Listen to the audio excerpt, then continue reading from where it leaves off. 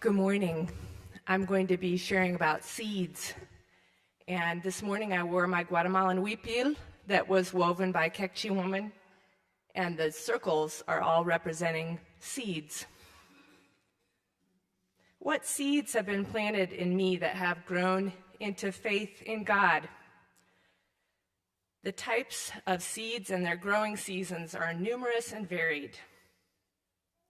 Seeds of the stories and words of the Bible learned in Sunday school, worship services, songs, and summer camp.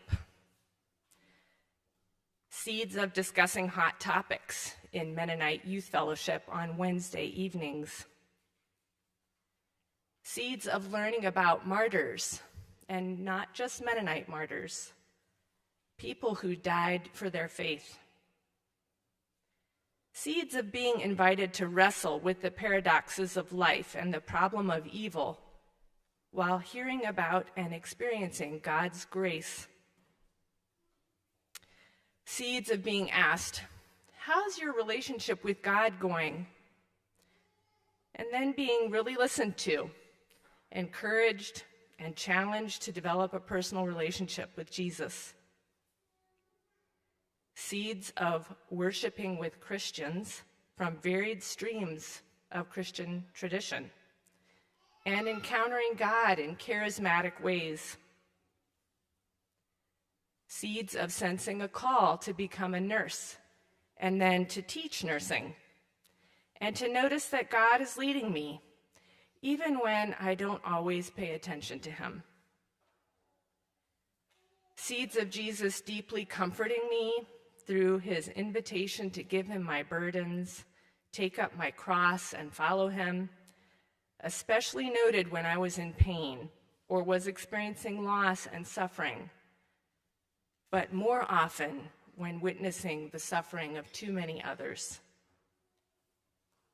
Seeds of my loving parents, siblings, husband, my children, and church family that showed me and still shows me what the body of Christ looks like and how it ministers to the world.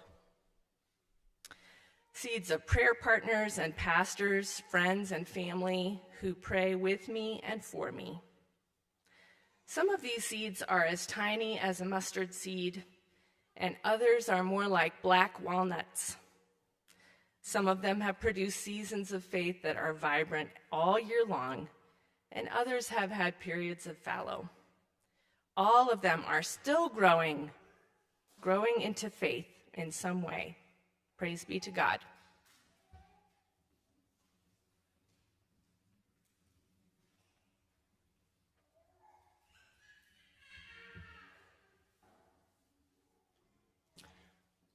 What have I done to cultivate the soil of my faith? In 1986, a book was published titled, All I Really Needed to Know I Learned in Kindergarten. You may have read it. I might write a sequel titled, The Rest I've Learned from Children. In all three Gospels, Jesus teaches us that adults need to develop childlike faith. Kay and I became empty nesters about 15 years ago, and my world became populated with adults. 3 years ago, we moved to the Shenandoah Valley after 35 years in Minneapolis, St. Paul. COVID and the proximity to our two daughters and their families created the opportunity for us to provide grandchild care. Several were infants. Soil is dynamic, constantly changing. Soil might have been rock, vegetable matter, animal matter. We can impact the soil for good or for ill. Composting, tilling, rotating crops, wisely selecting seeds, all that makes a difference. We can steward the soil or we can abuse it. A wise farmer or gardener takes a stewardship approach to the soil, even if they don't directly benefit from it. During the past several years, while daily taking care of young children, We've observed some traits of infants and young children that Jesus just might have been referring to in the gospel passages. First, unconditional trust from the children, from the parents to us. Think about how relaxed an infant is when you hold them in your arms. Second, joy in living in the moment without anxiety, without regret. Third, curiosity of their surroundings, large and small, from clouds in the sky to ants crawling up a flower stem.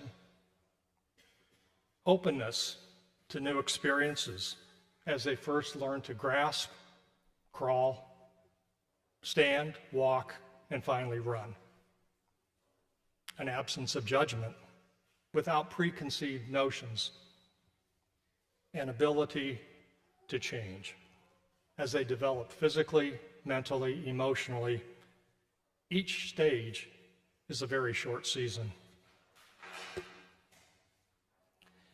In reflecting on these 3 years of grandchild care, I believe these observations were possible for several reasons. First, we engaged these young children with an open mind. Second, we spent time together, significant time over weeks and months. Third, we focused our attention on them being observant of the world as they experienced it. These past years of childcare have nurtured my soul, the soil of my faith. If it takes a village to raise a child, perhaps it takes children to nurture the soul and the faith of adults. In all 3 Gospels, Jesus admonishes adults to develop childlike faith. Perhaps, if we each engage a child or a young person with an attitude that's curious, observant, and receptive to their life experiences, the soil of our faith may be nurtured like a child. Thank you.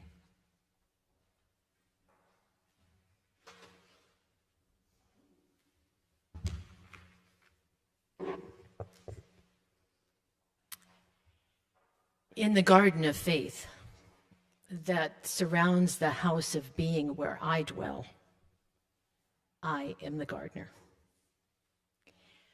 I've designed this garden.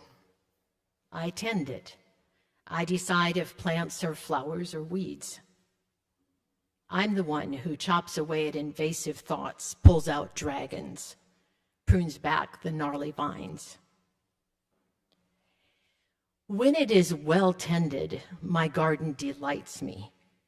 I've been smitten by its beauty. I've also been disappointed at how much time and effort it requires.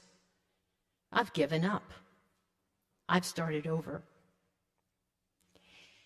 Most often, I come to the garden alone. It's just me and the dirt. Me and the sedum, me and the fig tree that might wither, might produce fruit. Over the years, I've noticed that the more often I visit the garden, even just to walk there, the more it flourishes. The more often I touch the soil, the more willing I am to sink my hands even deeper into the clay, to move things around. I've also learned that the more often I invite others to come to the garden with me, the more beautiful it becomes.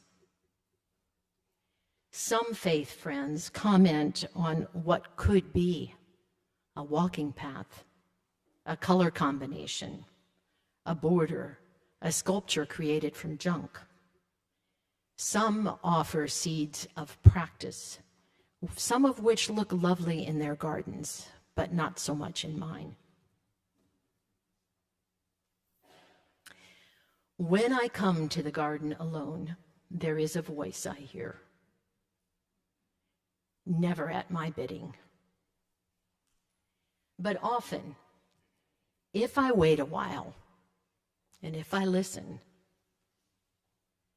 the voice does disclose what is beauty. I'm the gardener, but the voice is the master gardener, in whom all mysteries of growth reside, and in whose presence my fears are unmuddled, my imagination is unleashed, and the rigid places within me are softened.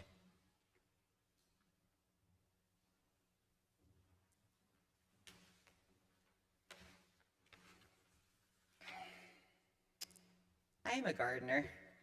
I love tending to the soil in the spring. I like planting seeds and watching them sprout under grow lights in the basement. I enjoy making the straight rows out in the garden and seeing everything neat and tidy, mulched and ready for a new growth to take place. The hardest part about gardening for me, though, is the harvest. So when I told Phil that I was willing to do any of the 5 themes we are sharing about today, and was given the questions for the harvest, I realized I maybe should have said I would do any of the other 4. I struggle to keep up the energy to pick the beans, wash them, snap them, and freeze them as we get to the end of summer.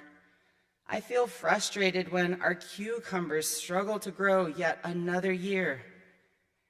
And I realized that answering questions about harvest in a faith perspective feels a little bit the same way. I can much easier talk about the soil and seeds of my faith and the gardeners that helped it grow. But recognizing and appreciating the harvest in my own life, in my own faith, especially in this current stage of life, is hard. The other gardens that I continue to help cultivate need so much care. I can focus on the frustrations I have with the state of the world, the climate, the church. Looking at the harvest makes me think of 1,000,001 things that still require a lot of work and time and energy. I need to pause with intention to see and appreciate the fruits of my faith. My faith has guided many of my decisions. The decision to be baptized, to become a member and an active participant in a church family, to serve locally and abroad on various occasions. My faith was and is important in approaching my identity as a teacher and as a mother. It is part of who I am and how I see the world and interact with others in the world. The fruit of my faith is not just seen in the good or easy parts of my life either. Sometimes I think I can appreciate the harvest even more when I let go and realize that I can't do anything more and have to trust God. It's in those times, the times when it might look like I'm giving up, that I can actually see that I was allowing my faith to go to seed, and that I may never fully know the end harvest. I long for a sense of hope and appreciation as we all consider the harvest in our lives. I wish that especially for our young people, that we would find more ways to celebrate the many fruits of faith that we can see both individually and collectively. There is so much work, so much frustration, so many weeds that get in the way of seeing the fruit. My daughter was at the climate summit last week at the end of convention, and after the morning session, she texted me saying, "It is kind of sad to hear how the world is, but I hope we can do things to help." I celebrate the harvest expressed in those words and the many signs of hope that are around us and in us if we pay attention to them.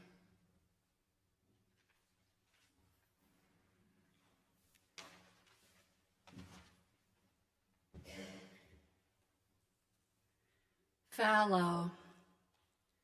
Seems like it could mean barren, dry, empty, maybe deserted.